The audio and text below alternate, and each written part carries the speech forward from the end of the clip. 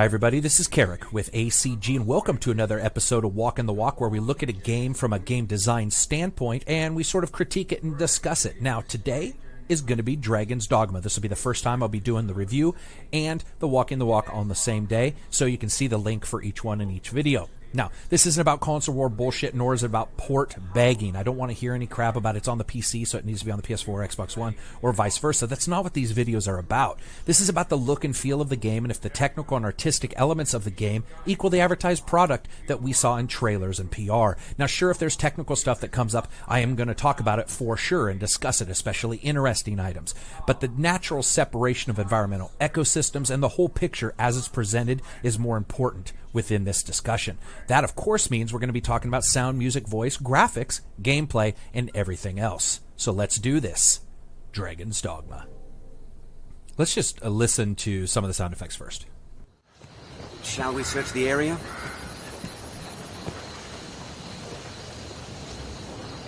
Hello. I fear we cannot yet join a covenant.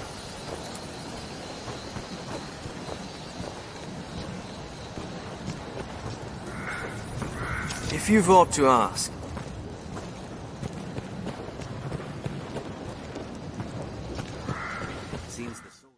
As you guys know, I love to talk about sound and music so much. We'll talk a little bit about sound first. Dragons Dogma, without a doubt, is one of my favorite when it comes to soundscapes and how varied it is. And what I mean by varied, well, the easiest way to describe it would be just this location that we just listened to. If you pay really close attention, you can hear at least 6 layers of music or sound going on. Now, when I call them layers, I don't necessarily mean that they are different layers, that they are laid down in different tracks. What I do mean, though, is that they're very separate sounds for an area that is, let's be honest, isn't exactly experiencing very much going on. You have the sound of those fires burning in the braziers. You can actually hear that clearly. You have the sound of the tents whipping. You have the sound of the flags whipping. You also have the sound of the crickets. You also have the sound of the buzzard, and you have the sound of the crow. There are 2 distinct, different cries of predatory birds there. But the most interesting thing, and I didn't mention it in that first list, is the sound of the wind. Now, why didn't I? Because the wind is an overlay sound. That's a sound that is occurring everywhere within this area, and it probably is changing its level depending on where you are. But consider that sort of the sheet on a bed, and then you have different blankets, comforter, whatever you want to use, different parts of the bed that you put down it to make it a complete place for you to sleep, right? That's sort of what I call sleeping in the sound. That's a good way of identifying the different layers that occur. Here, within just this small area, you have multiple layers occurring there, and it's very easy to hear when you just take that extra moment, and you have to understand what atmosphere they were shooting for. And they were shooting for this area. It is slightly lawless, but it's also one of those drier areas. Not a lot of people are there, and it's a place where you're just starting to really understand what's going on. No music, right? No music at all, just all sound.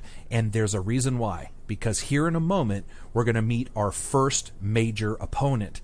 And that is a great segue to go from silence, except for sound, into a musical presentation, which is what we're going to notice here. Let's listen just for a sec.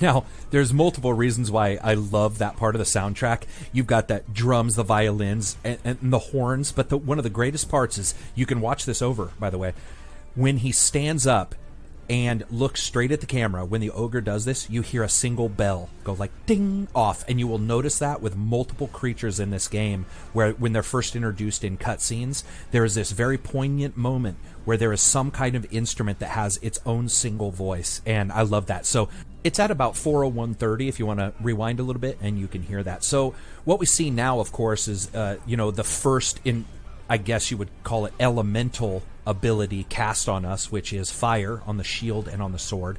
And we're just seeing an overall battle. We've got a couple goblins and the ogre. Now, I'm going to mention in the review, I'm sure, but one of the things that Dragon's Dogma does a little different than other titles is it's really instinctual use of mixing up enemies so that you never really feel like you're just tackling one guy. Now, I'm not saying that you won't do that in a cutscene, or you won't do it for very particular characters, but many times when you're out and about, that actually happens. And of course, environmental animations, I love those. Every creature, for example, the dogs, when they get lit on fire, will roll to try to put it out. And when they get frozen, they will shake like they're shaking water off. Every single creature in the game does something like that. Now here you see the first use of climbing, and he sort of lets you climb a little bit more than the other characters, but you can get up here and you can climb, and this is a very Shadow of Colossus kind of thing. I really do enjoy the graphical presentation of distance and size in this game, and I think it's just done really well. When you create that original character, you create a character that's either, whatever size you wish to create, and almost instantly you realize that one thing that Dragon's Dogma does different than almost any other title is really its use of weight, and even enemies will attack. And there we go. Even enemies will attack using weight. And that sounds so strange, right? You might see that in other games where an enemy might butt slam you.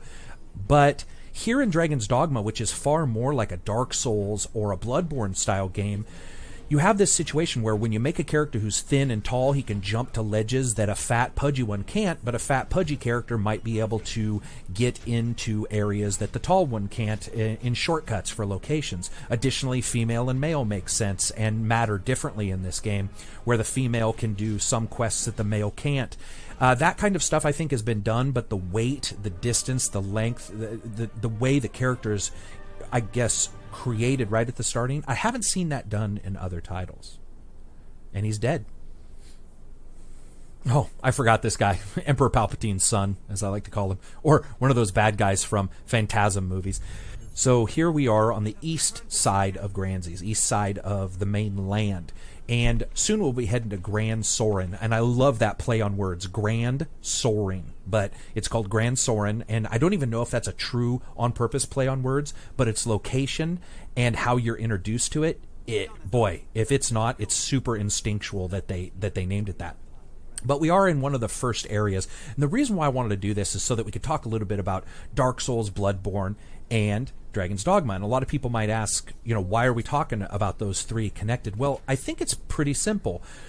When you look at the titles, there is a lot in common with Dark Souls and Bloodborne and Dragon's Dogma. They have a lot of the same requirements for minutia when it comes to controlling, and they have different skewing difficulty levels. Now, Dragon's Dogma is notoriously easier, and a death in Dragon's Dogma or getting beaten in Dragon's Dogma usually incurs a negative on your resources. In many ways, it's almost like a role-playing games encounter where your healing potions are gone and so forth, and they're removed. But the reason why I wanted to show you guys this is so that you could see how I feel that Dragon's Dogma does a really good job differentiating itself right away from those two games. And the first bit, I think, is once again looking at how, even though in Dark Souls you see large characters right at the starting, here we're going to see something that's more of an open world style type of thing. We just went from one large creature to another, and we're going to actually see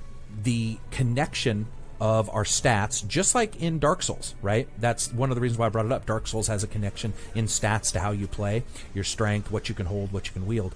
We're going to see that now here. For example, a bigger character can grab onto the snake's heads, and if they do so, they will drag the snake's head lower than a smaller, thinner character. Okay, let me remember how to attack this sucker. Okay, that probably wasn't the best place to grab, was it? I'll shimmy out here.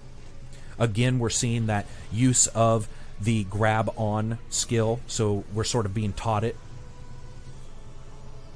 I think this is a great battle because it's right here at the starting where we see that Dragon's Dogma is going to do some things a little different. They're going to interact with the environment a lot, and I think it crushes that, if I do remember from my time with the 360 version.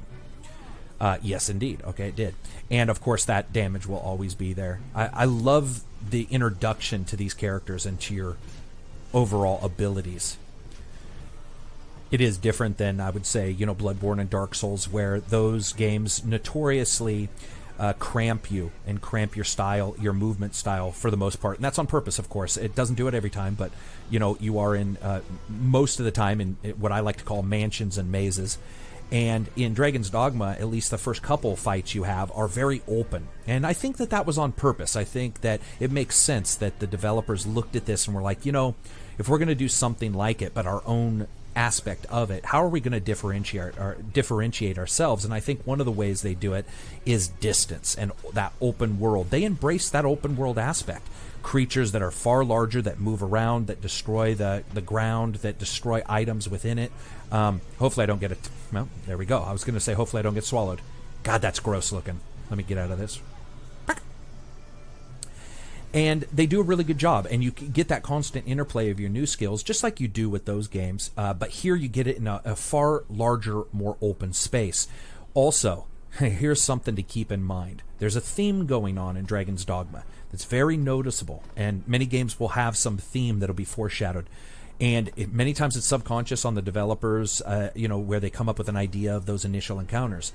But we're being warned right here and right now that daytime isn't safe. Now, if you've heard about Dragon's Dogma, you've probably heard that nighttime isn't safe. That's absolutely correct.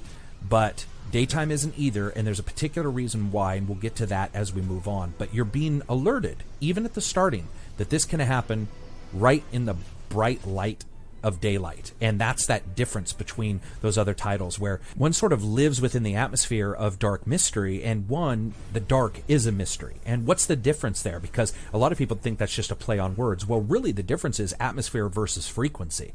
One is an atmosphere of darkness. Bloodborne and Dark Souls, I don't think anybody would question that those are atmospheres of inherent darkness. The only times of respite in those games are moments by the fire, right?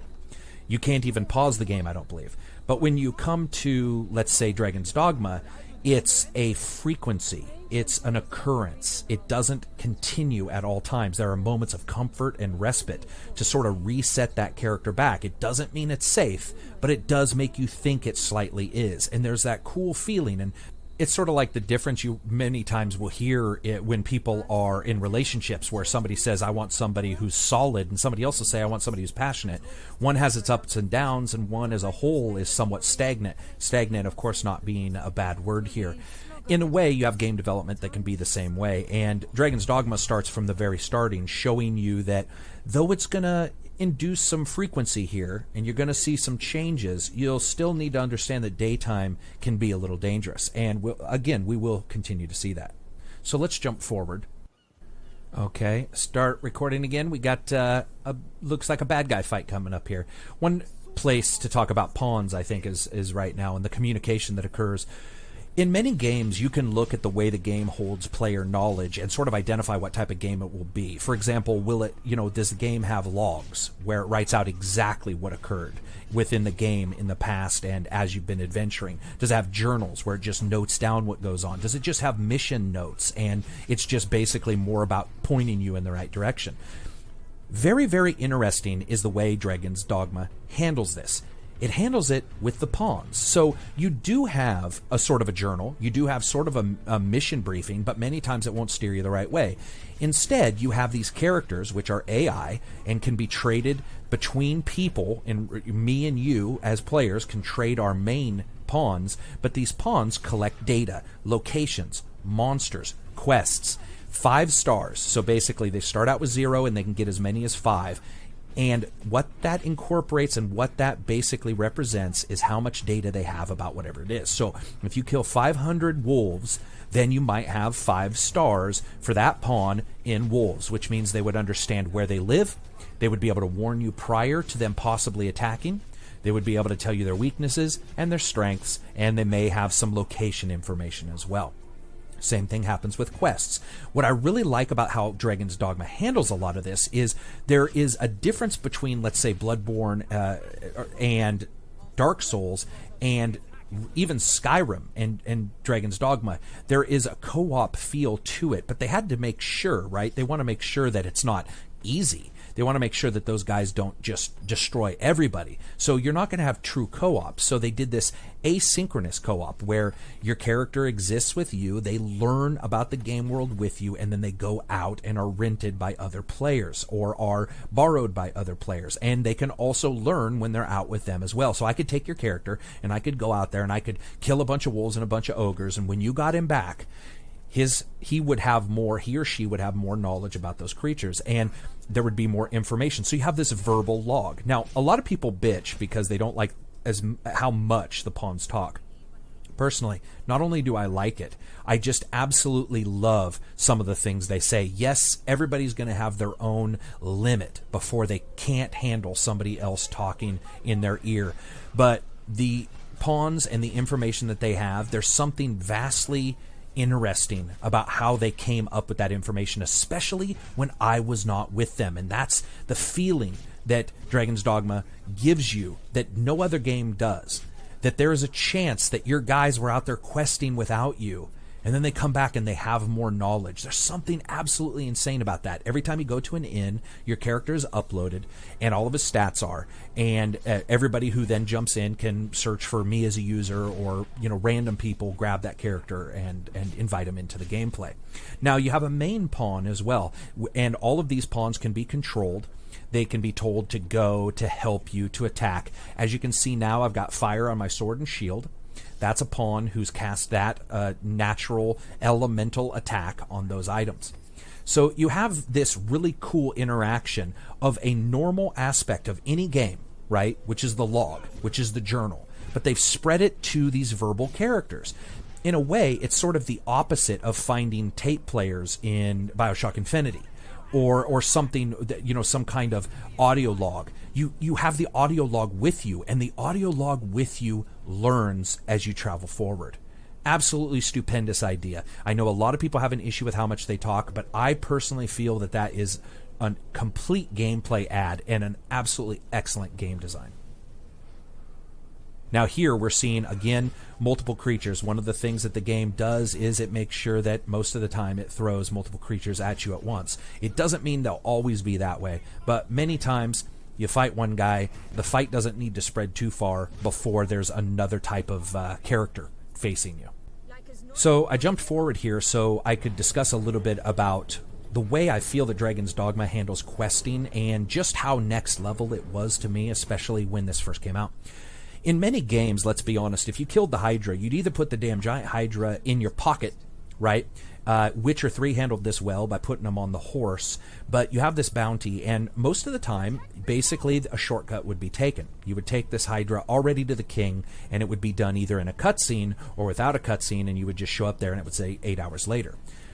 But also, one of the things you start to notice in Dragon's Dogma is the connection between battles and further missions. You have a lot of times where it's all interconnected, and it sort of gives you that feeling of what I call downhill gaming, but that's basically quest to quest to quest to quest. Everything flows naturally, right? In Dragon's Dogma, not only does it flow naturally, but they do a good job of making sure that, I guess, in a way like Witcher 3, bounties and different items sort of are what move you forward. And you see them physically represented, you see them realistically represented, versus just being a cutscene or just being mentioned. And I really think that that adds to that feeling, that layered realism that you get in Dragon's Dogma, especially when it comes to mission structure. Now, MMOs try to do this as well, right? Mission to mission to mission to mission to mission. But the problem with MMOs, and one thing that they get drastically wrong, is that without player care, without player motivation, and without player buy-in, it doesn't really matter. It doesn't connect. There's nothing there that connects. However, here, we do get that. So one of the things I like is we first start seeing the flying creatures, and I'm a heavier character, but not super heavy. So you'll, if they pick me up, it won't be... Okay. He probably won't be able to get me too high before dropping me. And so, again, you see that representation of weight and creatures and the damage that they can do, whether it be that ogre leaping up in the ground or a harpy picking you up. Now, here's the thing. So some people may say, well, great, I want to be a super heavy character, right? Because then I can just do all these things. I can carry more. I cannot be picked up by harpies. However, One of the things that sucks is you may be able to carry more, but you won't move as fast. You won't. You'll burn stamina much quicker, and stamina is used for everything, right? It's used for magic. It's used for normal attacks. Here, of course, we're seeing finally the elemental attacks finally doing their work. And as I always say, flames and feathers. You always know a feathered beast, most of the time, flame will be the thing you want. You almost never want to enter a battle in Dragon's Dogma without some kind of elemental power on your equipment. It's almost completely a waste. There will be times, however, and the game stresses this, that due to that interplay of different creatures, due to the way that's set up, there is a chance that you'll find that your weapon won't hurt one creature but will hurt another. This is such an interesting location here. We've talked about verticality and distance. Let's talk a little bit more about distance in Dragon's Dogma. When it comes to an adventure game and an open world game, I feel that the distance in Dragon's Dogma is probably handled better than any other game aside from Witcher 3. The distance, the verticality, as I've talked in other Walking the Walks, I've stated that, sometimes you'll get a game where if it's not too far between two distances, they will artificially put a lot of verticality in there to trick you. And science proves that people who go uphill will inherently think that they've traveled farther, and so that's a really good fake out for a person. Now, unfortunately, the day-night frequency didn't occur here. I didn't go far enough. It's getting dusk. But I do love the fact that as you're traveling here, the first time I played on the 360, I came up over that hill behind me, and basically close to the hill, you guys just saw me crest, and it was nighttime, and the only thing I saw were the torch lights on this town, or this city. Again, Grand Soren, awesome play on names. So you see this city, and you see those torch lights, and there's that feeling, as I said, where of comfort. You start to feel safe. You're like, okay, I can see it now, right? I love the interplay of the different things going on, whether it be daytime being slightly dangerous but still less dangerous than night. Nighttime, of course, has zombies and different creatures that attack. But at the same time, that interplay of light and nighttime, and it's just, there's so many different little things going on here. The animation. This isn't Dying Light animation. I spoke about how much I liked some of the monsters in Dying Light. For a game that I don't think a lot of people would consider to have the best animations, one of the better animations for a character moving forward from a standstill is in Dying Light, and I talk about that in the last Walking the Walk that I did with that game. I'm a big fan of all of the animations in Dragon's Dogma. I think the character animations are spectacular. However, starting and stopping, it just all kinds of issues. I don't get it why there was a small amount of lean forward when you do start to walk forward and run forward, but stopping is almost instant. There's almost no foot placement to stop the gravity of a person run. Sorry, I had to jump forward a little bit there. Had an issue with the recorder and shadow play. I was just discussing a little bit about that animation and the fact that, Geralt in Witcher 3, you see that elbow roll when he's sliding down a snowy slope, catches his foot. He rolls his elbow and rolls his shoulder and body in sort of a momentum-killing moment. And you don't see a lot of that here. Now, I'm walking through Grand Soren. This is the major town, and in many titles, I like to talk about the reflection of life. And I'll be brutally honest, this is an older title, of course, remade for the PC, ported up, adjusted graphically, some nicer textures here and there. But when it comes down to it, the reflection of life is fairly poor in this game, and especially in many places where you have people living in what should be a massive town. There's enough people, but the actual land doesn't look lived in, and we'll see that in a couple places. In fact, it looks pretty much like somebody just threw down some buildings.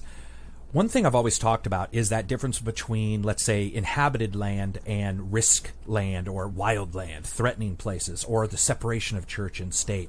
I always want those separated places because really the details are in the difference, and the more details there are and the more difference there is, the more you can get that emotional state from the gamer to go up and down. Now, when I say that, many people might have heard me talk about Dark Souls prior or Bloodborne and thought that I'm dissing on them. I'm not. Those handle their states differently, and they handle the same thing. They still have differences between the place where you're safe, the couple places where you're at the bonfires, and really threatening areas and stuff like that. So you do still see it in all different types of games. However, since this is an open world game, you notice those differences, I think, a little bit more easily, just graphically even, in the way they're represented graphically. Now here, of course, in some of the slums, you just see what I consider not the best overall representation of people living. You do see a lot of characters. In fact, what's really cool is you see a lot of the pawns walking around, and I thought that was, once again, a very cool idea. It's not just you that has pawns nearby, and but they still exist. They still do other things, and they still run their guild, and they still walk around and adventure and get in fights and eat and drink. Instead of just being intrinsically tied to the Arisen, they actually exist on their own within the game world. Now that's a level of realism, right?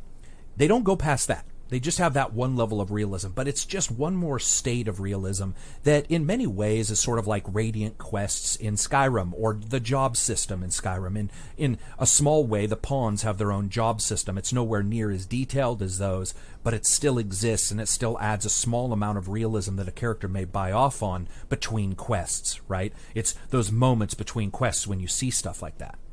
So I jumped forward because I want you guys to hear this.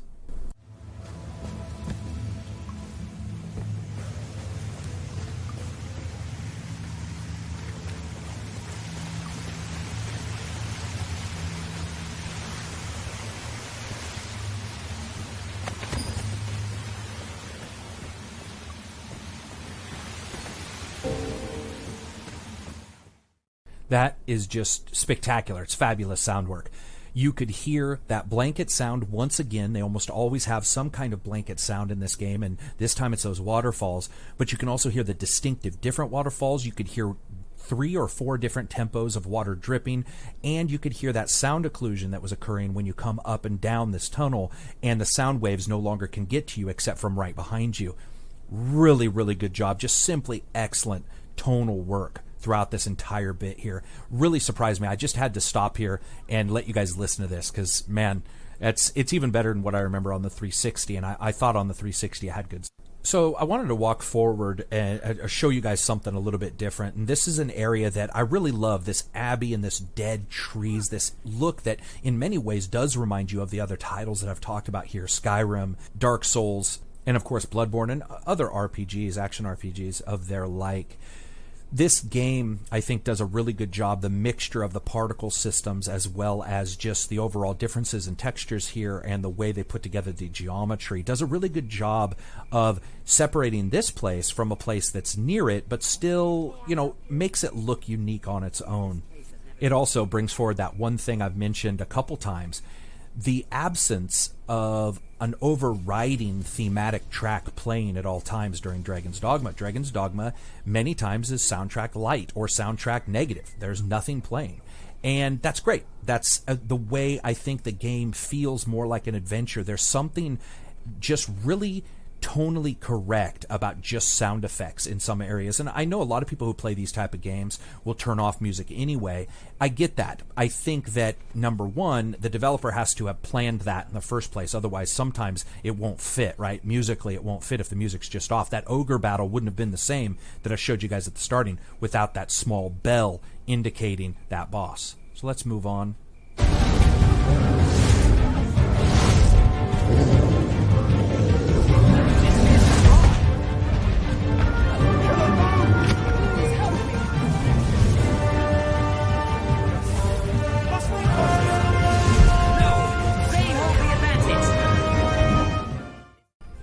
I just had to let you guys hear. I love the theme of that overarching horn that goes off, that adventure horn, as I like to call it. Very patriotic, very exploratory, very battle-oriented.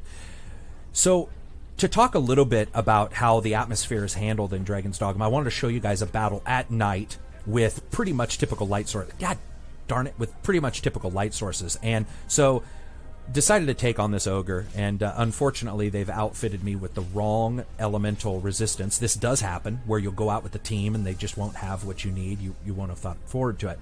So talking about this battle, one of the things that you notice right away is that what's so lovely and colorful during the daytime can actually be a weakness at night, and that is your spells. You'll notice, I believe that's the Miasma spell, I think it's called, or something like that, which is a poison spell. Many of the spells have these large particle effects, right? These large rainbow-looking colored effects, these huge clouds. So during the day, it looks all epic, and you're like, this is the greatest thing ever, and I'm a badass. During the night, what that does is that actually restricts your vision completely, makes it much more difficult to battle. I like that. I like that tit for tat. I like that overall feeling of atmospheric change that's there. And even issues like this, where this is a healing area, but it's so bright that if you're on the other side, you can easily lose where that bad guy is. So I just wanted to show you guys that, because I think that that is, these are all gameplay elements. Everything you see within a game has to be decided upon. I know, there's some subconscious stuff that happens, but for the most part, they have to be decided upon. And the fact that they chose this kind of setup and it worked so well is really, I think, something that you should take your hats off to these guys. I think they did a really good job here. Once again, he's going to use his weight, isn't he? Going to jump up? Nope. Oh, stunned. I'm just going to try to take down his little... Suck it! I'm taking your meat. Chopped his balls off, I guess. Level 14. Alright, let's come back in a second. Perfect. I hope I hit record early enough. You can see those water vapors from the poison spell, as I just discussed during nighttime, how difficult it becomes to see through those because of the reflection and because of them blocking out light. But during the day, right, it looks all cool. So here we're in a place very Tolkien-esque where there's some mines. There's no grinding in the game, but this is one of the places that, due to its very appearance, where it is, its location, you can get a lot of battles. And it's another place where I find that Dragons Dogma doesn't do the best job at reflecting life. Now, one thing I think people need to remember is just because it doesn't necessarily mean it's a bad job at all, or a bad game at all. It just means that in my idea of reflecting life and fantasy life, it's not done as well. You have this wild area right outside a gate. In fact, it reminds me a little bit about prison. Prison door is blocking you from the prisoner, shanking you. That's all that's there. And in many ways, Grand Soren is like that. You open up the door of Grand Soren, and there's bad guys like 3 feet away jacking people up. And that, unfortunately, really exists. It's very negative, because when you see something like that, then you have to ask yourself the question that sort of breaks the logic of the game. And that logic is, if at nighttime zombies come out, why don't they come out inside of any of the areas where there are people? Even in the villages. And that, once you start thinking like that, you can pick apart a game, and I don't want to do that. That's at least in the negative. They may have, at some point you have to find a safe spot for somebody. I do wish they would have explained it in the narrative. Here, technically, we're starting to see some of the issues. I love this cloak, but look at that clipping. MT Framework, as I mentioned before, is a fairly good engine. It's running really well on the PC. I'm locked it at 60 frames a second. GTX 980, but it goes much higher than that. It's just, I locked it because I didn't want something variable. And it's much easier to record, I find, or I have less issues with shadow play when I do that. Works really well. Draw distance is all the way out. Occasionally you get some landscape popping in. But graphically, I think the engine has handled that port really well. Unfortunately, the hatches of grass that I've mentioned in the past, you do notice those here. I really wish that they had taken some time and some resources to outfit it with a new foliage system, but I think that's asking a lot for a game like this. There's my levitate spell I got. Haha, I love that. All these light sources are great. Originally on the 360, it was doing the same thing. It was actually a surprisingly apt title on the 360. PS3 had some more issues with frame rate, while the 360 had issues with tearing. Here on the PC, it's locked down, looks really good, still getting high-resolution textures on stuff, and of course, the coolness of the levitation spell. Oh, I missed. Once again, we're seeing a good representation of distance here. Whenever you go from one place to the other in Dragon's Dogma, you may run into some stuff that doesn't make perfect sense. But the transition from one place to another, possibly from daytime to nighttime, nighttime to daytime to nighttime, whatever it may be, really is emotionally resonant. It's something that you will notice when you do it. It will feel, you will feel that uniqueness. Again, because we're seeing here, daytime, it's not safe. And jumping back into night. Such a great, just a great environment to be in. Really enjoyable. And I've unlocked not a lot of this map. Just going to head off into the wild blue yonder and hope and smash some shit. A lot of destructibility. Game engine handles it. You don't see any frame drops or anything like that. Everything is handled really well. I've got the lantern on my side. Another thing that just it really blows my mind is the number of status effects you can have in this title. You know, you can jump into the water, get drenched, the lantern goes out. You can then use like a wet nap or a dry nap, dry yourself off, relight the lantern. You can be frozen, you can be on fire, you can be drenched, you can be covered in oil, which I can't remember what they call that. And all of them have some kind of opposite or some kind of thing that can work against it. For example, I think when you're covered with oil, if you go into the water, that'll come off you. I know for a fact, of course, fire will. That interplay of elemental resistances that incorporated right into the armor is just really great. And of course, here at night, we're seeing these skeletons. As I stated before, this is one of those ways that the game shakes it up. This is a place that is ultimately safe during the day, right? It is completely safe or mostly safe during the day, except for maybe roving war bands of wolves. Here, that safe place is turned on its ear a little bit, and now you have this super dangerous place because you have these undead coming out. And if you traveled through this, let's say, and you knew that there was a certain type of creature here that had a, let's say, an ice resistance, so you decide, I'm going to outfit all my characters with ice stuff, but you get caught here during the night and you go against an undead, well, guess what? Ice isn't going to harm those guys. And that's what's great about the game and the design. And you can't really control that, because if you think, oh, I'm just going to go out during the day or I'm just going to go out during the night, man, that doesn't always happen. At some point, you do get fast travel. I don't use it. I don't believe in it. For almost any game, I hate it. But even then, you don't get it until a little bit later, and it's not an easy use. With the limited edition, the new PC version, you do get stuff a little bit quicker. But that feeling of risk versus reward, of I'm going to push it just a little farther, just really pervades the entire game. It's something that is completely, you can feel within the entire game. And it even includes the battle. When you go into battle, it's like, am I going to block or am I going to attack? Blocking requires, I would say, very good timing, especially against some of the more dangerous opponents. In fact, perfect blocking, which gives you all the skill bonuses and stuff like that if you have the abilities for it, requires pretty good timing. And or am I going to push it and just attack and soak up that damage? And then you look at all the other things. A character running into you. Are you a bigger character? Well, then they can't stun you doing that. But if you're a smaller one, they can. So does that mean you want to block, or does that mean you want to dodge? There's so much going on here that reminds me of a lot of those other classics that are just now getting their or not just now, but are getting their just rewards right now, which is things like Dark Souls and Bloodborne. Now, I don't know what's going on here. This looks like some type of graphics issue. The skeletons are doing the Matrix dance. Now, let's see if I can get them to do it again. But when they run, I don't think that's normal right there. That is creepy. It looks like stop motion animation from Stan Winston. We went back in time to the Sinbad movie. And not the Sinbad with the actor, but the real one. Well, not real, actually. The fake one. Chimera.